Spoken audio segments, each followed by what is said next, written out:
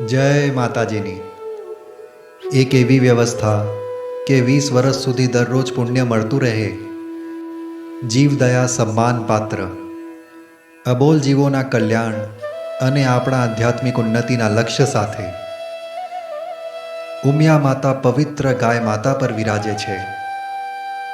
ગૌરી માતા ગૌ માતા પર વિરાજમાન છે.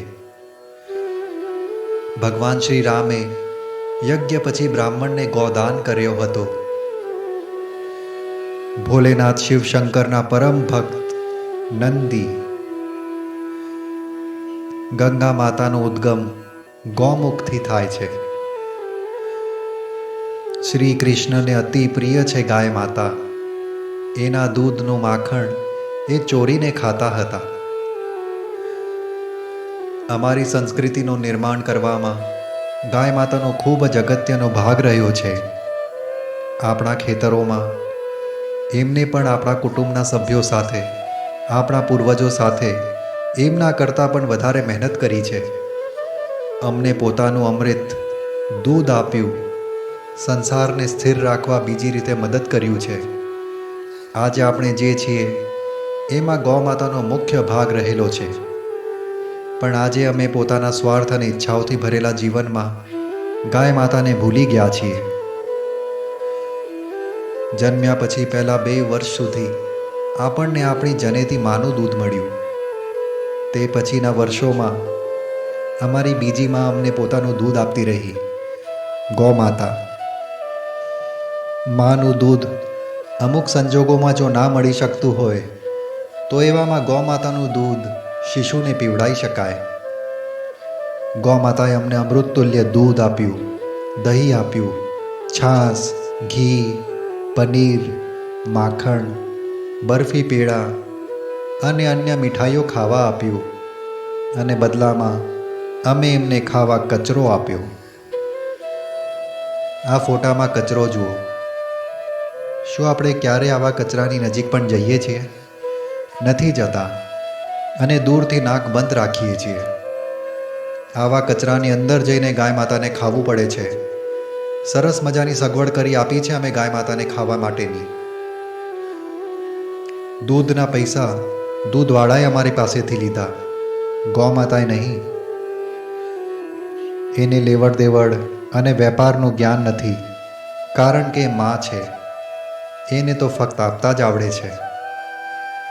પણ જ્યારે એ ખાવાની આશા સાથે આપણા આંગણે આવી ત્યારે અમે એને દંડો બતાવી ભગાવી દીધા, અને આપણા બાળકોને પણ એવી જ શિક્ષા આપી.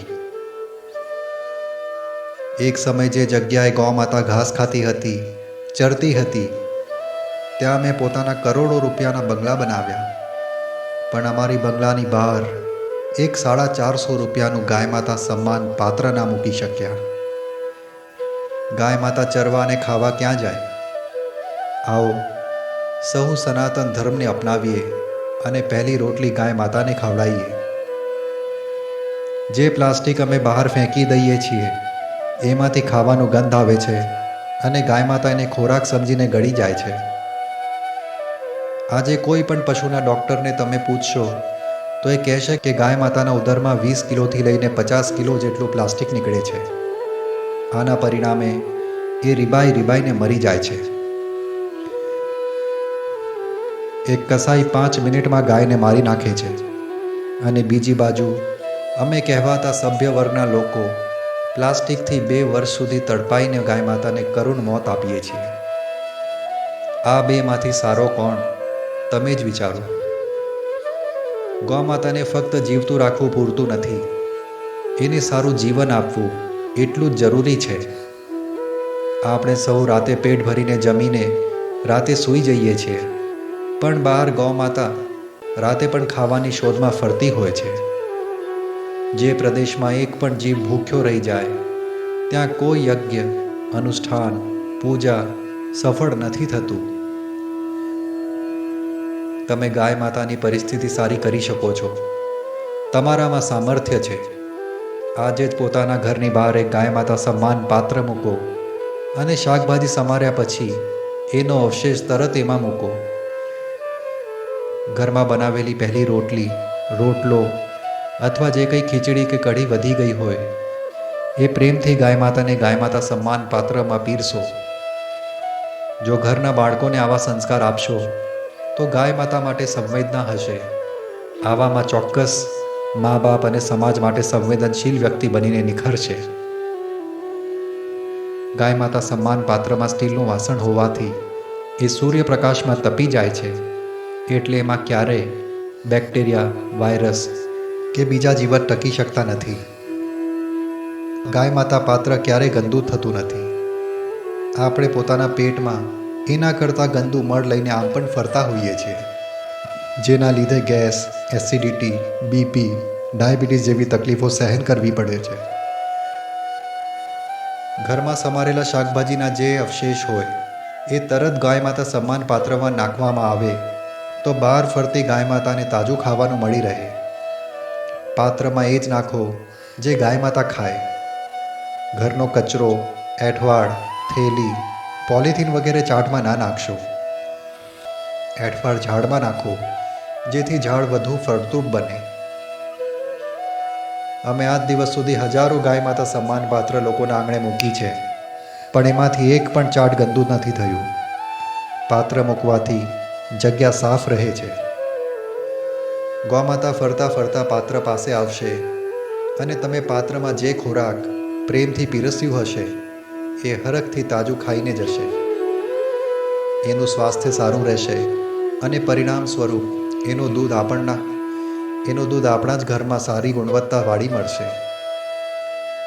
તમને કોઈ સારી રીતે ખાવાનું પીરસે તો તમને કેવું ફીલ થાય? તો વિચાર કરો કે તમે માટીમાં કે ગટર ઉપર ગાય માતાને ખાવાનું આપો તો એમાં ગંદકી ચોટે, માટી ચોટે તો એ કઈ રીતે ખાય? એની કરતાં ગાય માતા સન્માન પાત્રમાં જો તમે એને ખાવાનું આપો તો એને ખાવામાં કેટલું બધું આરામ મળે. એ કેટલી હરખથી ખાય, અને એ હરખથી ખાય તો 33 કોટી દેવી દેવતાઓનો આશીર્વાદ આપણને મળે. દરરોજ મળે, દિવસમાં 3 વાર મળે.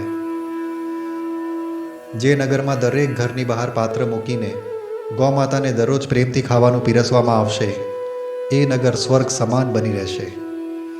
મહાદેવ અને શ્રી કૃષ્ણ દિલથી નગરના લોકો પર હર્ષિત હશે અને એમની કૃપા દૃષ્ટિ ચોક્કસ બધા પર બની રહેશે. ગાય માતા સન્માન પાત્રમાં ગાય માતાને જે કંઈ પણ ખાવા આપો એ પોતાનું ફરજ જાણીને પીરસો. દરેક માં પોતાના સંતાનથી આશા રાખે છે. પાત્રમાં કોઈ ગંદુ એંઠવાડ ફેંકતો હોય તો એમાં ગાય માતાનો શું વાંક? આપણી ફરજ છે કે વ્યક્તિને સમજાવીએ કે છૂટું ના નાખે. પાત્રમાં દિલથી, સન્માન સાથે, યોગ્ય રીતે ગાય માતાને ખાવાનું પીરસો. મનમાં ક્યારે આવું ના વિચારતા કે ગાય માતાને રોટલી ખવડાવી તમે એમના પર કોઈ ઉપકાર કરો છો. સત્ય એ છે કે ગાય માતા તમારા આંગણે આવી તમને પુણ્ય મેળવવાનું એક તક આપે છે. આવા શુભ કર્મ તમને ઈશ્વરના વધુ નજીક લઈ જશે. શાસ્ત્ર પ્રમાણે ગાય માતામાં 33 કોટી દેવી દેવતાઓનો વાસ છે.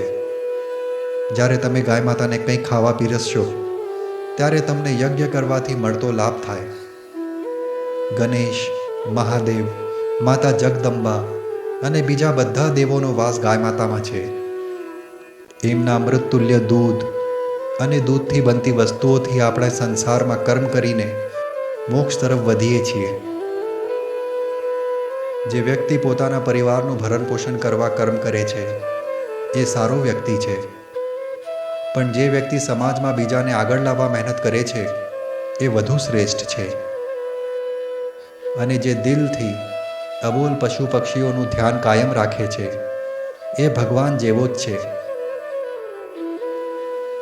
એક કાગડો કૂતરાની મદદ ના કરી શકે, એક ખિસકોલી હાથી માટે કંઈ ના કરી શકે, એક ગધેડો ઊંટ માટે કંઈ ના કરી શકે, પણ એક માણસ આ બધાની મદદ કરી શકે. પણ શું એ મદદ કરે છે?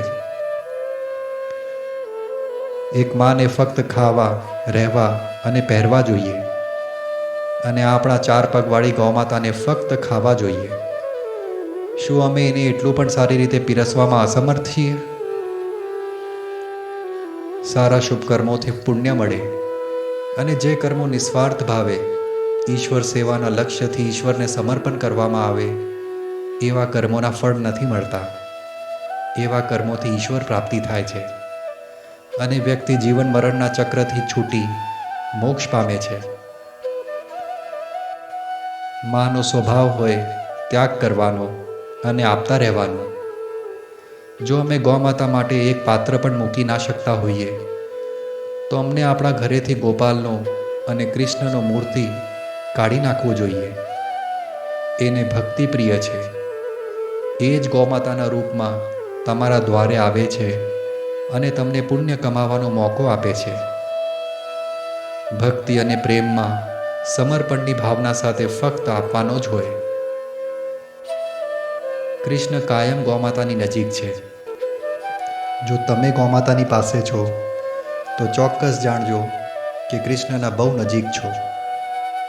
જય માતાજીની. જય સ્વામિનારાયણ.